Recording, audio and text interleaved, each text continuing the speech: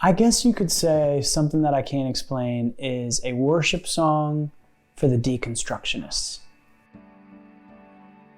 My name is Mike Donahue, and this is a bit of backstory for my song, Something That I Can't Explain. For the deconstruction in all of us. Deconstruction's like real big buzzword right now. And you know, it's pretty dramatic for a lot of people. A couple of years ago, a couple of really famous pastors came out very publicly, said, I don't believe in Jesus anymore. My good buddy, who's a lead singer of a Christian rock band, did the same. And found myself writing with that buddy's former guitarist. And I said, let's write a song that even our buddy who's very publicly deconstructing everything that he believes, maybe he could even sing this honestly. And I gotta say, you know, I wrote this song, when people start to say, I don't think I believe in Jesus anymore, we have this sort of knee-jerk reaction to we need to correct them. We need to correct them fiercely and strongly and definitely. And we kind of forget that even the disciples of Jesus had to completely deconstruct who they thought Jesus came to be. I think we forget that. But they were thinking that Jesus was coming as a political, military Messiah because the government would be upon his shoulders, right? And so when Jesus comes, he says, no, I'm gonna die.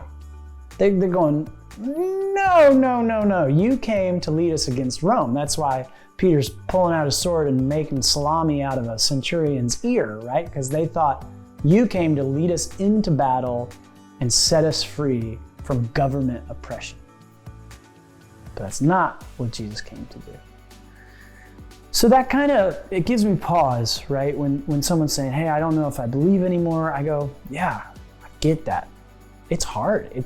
It's in fact, Jesus says to, believing in him, following him is impossible, right? Without God's intervention.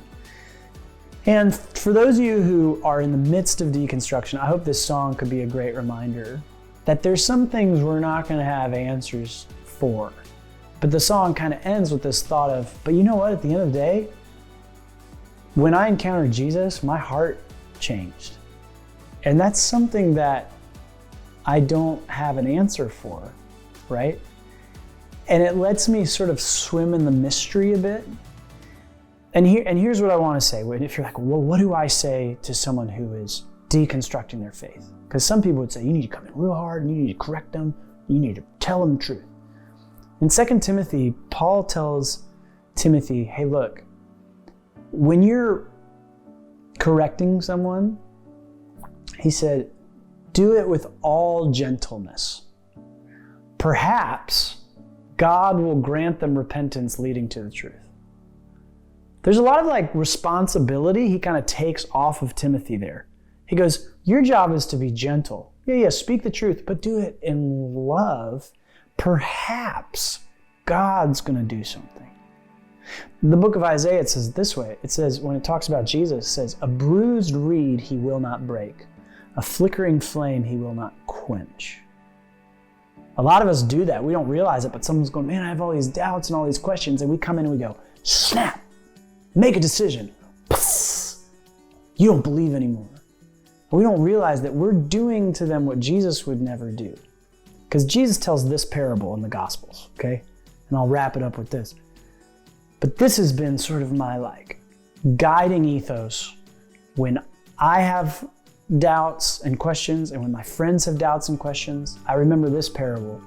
Jesus said there was a guy who had a field, okay? And an enemy came in and planted all these weeds in his field. And the weeds started growing up. And the man's workers, they see the weeds growing up in the wheat, and they go, oh no, we gotta tear out all the weeds. Can we go tear out the weeds? We're really good at tearing out the weeds.